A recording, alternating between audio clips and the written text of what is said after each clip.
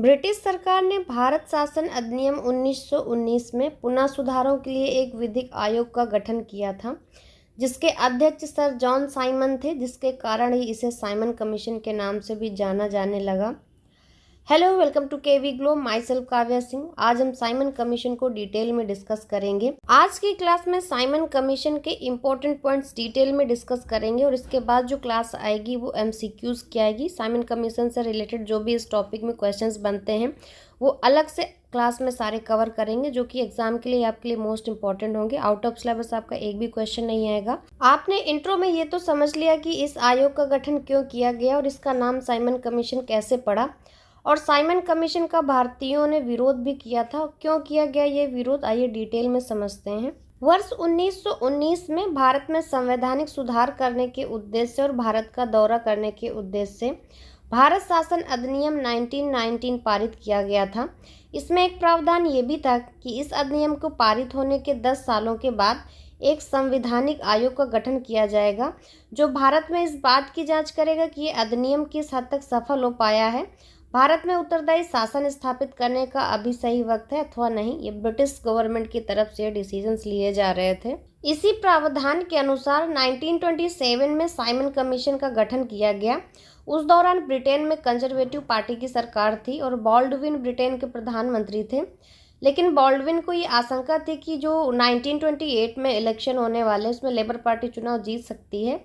ऐसे में उन्होंने जल्दबाजी दिखाते हुए तय समय से 2 साल पहले ही साइमन कमीशन नामक संवैधानिक आयोग का गठन कर दिया था। साइमन कमीशन के गठन की प्रक्रिया समझते हैं। पहले भारत के राज्य सचिव लॉर्ड बर्किनहेड 8 नवंबर 1927 को सर जॉन साइमन की अध्यक्षता में एक संवैधानिक आयोग का गठन किया था। यानी कि ये जो आयोग था साइमन आयोग, इसकी अध्यक्षता जॉन साइमन ने की थी। इसकी वजह से साइमन कमीशन इसका नाम पड़ा था। इस आयोग में कुल 7 सदस्य थे, यानी 7 मेंबर कमेटी थी ये। और ये जो 7 सदस्य थे ये अंग्रेज थे, यानी कि ब्रिटिशर्स मेंबर्स थे, कोई भी भारतीय नहीं था। साइमन कमीशन के सभी 7 सदस्यों के नाम sir John Simon, Clement Attlee, George Lane Fox, Donald Howard, Edward Cadogan, Vernon Hodson, Harry Levy Lawson, यानी कि ये 7 ब्रिटिश थे। इस आयोग के सदस्य क्लीमेंट एटली आगे चलकर ब्रिटेन के प्रधानमंत्री बनते हैं और ये ब्रिटेन की लेबर पार्टी से संबंधित थे, जबकि सर जॉन साइमन ब्रिटेन की उदारवादी पार्टी से संबंधित थे। भारतीयों को साइमन कमीशन से बाहर रखने का जो डिसीजन था ये लॉर्ड इरविन के सुझावों के आधार पर लिया गया था कि कोई भी इंडियन मेंबर नहीं रखा जाएगा साइमन कमीशन का।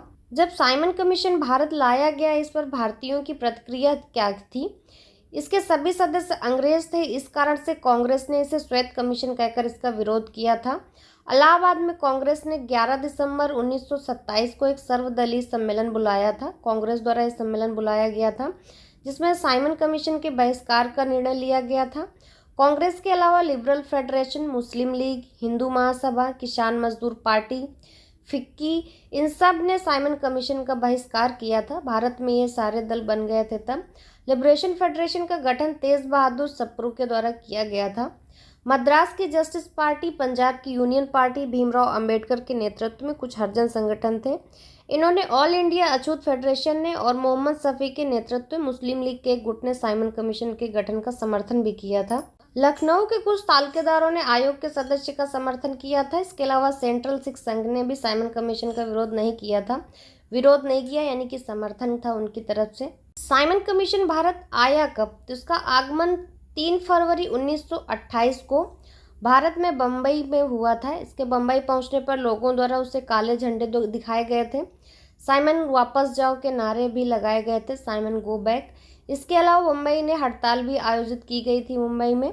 लखनऊ में साइमन कमीशन का विरोध करते हुए जवाहरलाल नेहरू और गोविंद वल्लभ पंत को पुलिस की लाठियां भी खानी पड़ी थी। लेकिन लखनऊ में जो विरोध हुआ था इसमें जवाहरलाल नेहरू, गोविंद वल्लभ पंत थे, वहाँ पर लाठीचार्ज हुआ था, तो इसमें जो लाठियाँ थी गोविंद वल्लभ पंत और जवाहरलाल नेहरू को भी पड़ी थी। इसके अलावा लखनऊ में खली कुज्जुमा ने भी साइमन कमीशन का विरोध किया था। मद्रास में साइमन कमीशन का विरोध टी प्रकाशम के नेतृत्व में किया गया था। पंजाब में साइमन कमीशन का विरोध लाला लाजपत राय कर रहे थे।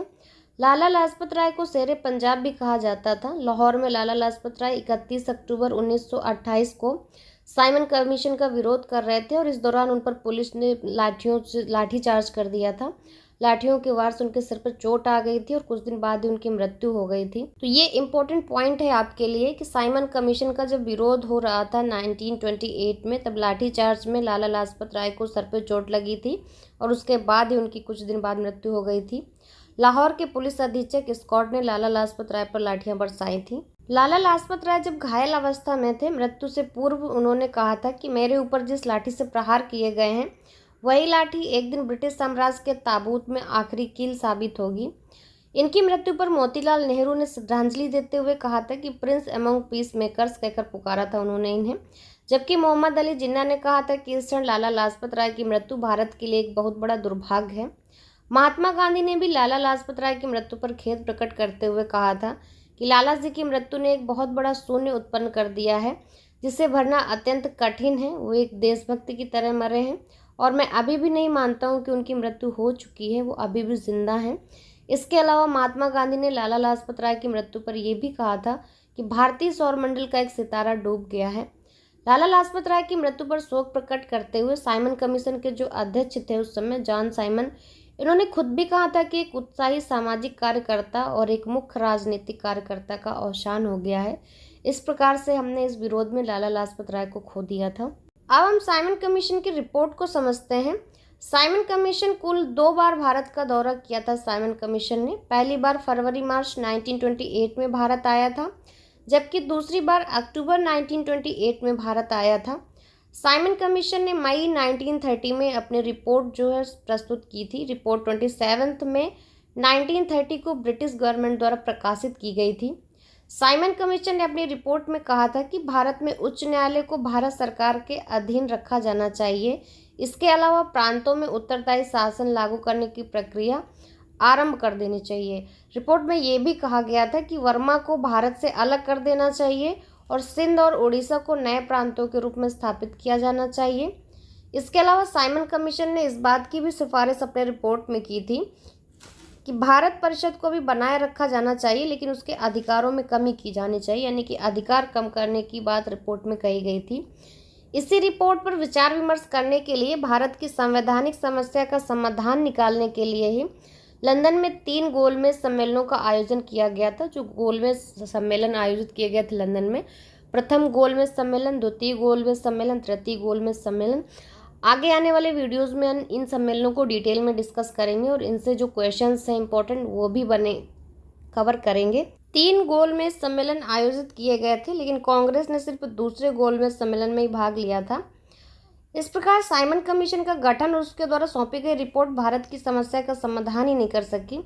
इसने भारत की संवैधानिक समस्या को और अधिक उलझा भी दिया था उस समय। इसी घटना के कारण भारत को लाला लाजपत राय जैसा अपने कर्मठ राष्ट्रवादी नेता भी खोना पड़ा। साइमन कमीशन का गठन भी अंग्रेजों की औपनिवेशिक चाल का एक हिस्सा ही थी एक प्रकार से। ब्रिटिश गवर्नमेंट भारतीयों को संविधान निर्माण के अयोग्य समझना था, इसलिए साइमन कमीशन का विरोध किया गया मुख्य रूप से। लेकिन साइमन कमीशन ने भारतीयों को ब्रिटिश शासन के विरुद्ध एकजुट किया। जब ये आयोग आया तो लोगों ने एकजुट होकर विरोध भी किया। तो साइमन कमीशन क्यों आया, कब आया और इसका विरोध कैसे हुआ, ये सारे इंपॉर्टेंट डिस्कशन इस टॉपिक में कर लिए गए हैं। अब इस टॉपिक से जो भी इंपॉर्टेंट क्वेश्चंस बनते हैं अपकमिंग क्लास में इस टॉपिक से सारे एमसीक्यू कवर किए जाएंगे। केवल क्वेश्चंस की वो क्लास होगी, तो आपका एक भी क्वेश्चन आउट ऑफ सिलेबस नहीं होगा। क्लास अच्छी लगी हो तो क्लास को लाइक शेयर करना बिल्कुल भी मत भूलिएगा, और जो लोग चैनल पर पहली बार आते हैं तो चैनल को सब्सक्राइब करके बेल आइकन ज़रूर दबाएं, जिससे आगे आने वाली क्लासेस आपको ईजिली मिलेंगी और आगे जो एमसीक्यू की क्लास आने वाली है साइमन कमीशन की वो आपको ईजिली मिल जाएगी। And thanks for watching.